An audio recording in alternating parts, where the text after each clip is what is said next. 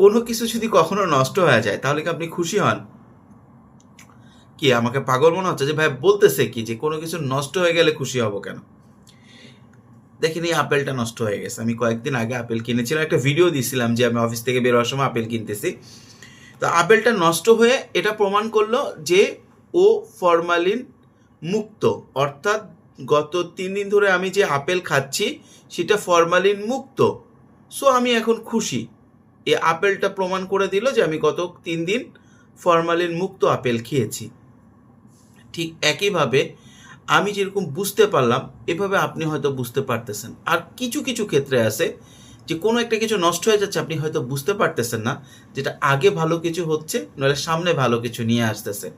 সুতরাং কোনো সুযোগ, কোনো বিজনেস, কোনো সম্পর্ক যদি কখনো নষ্ট হয়ে যায়, মন খারাপ করবেন না। এ আপেলের মতো ও কোনো সংকেত দিচ্ছে।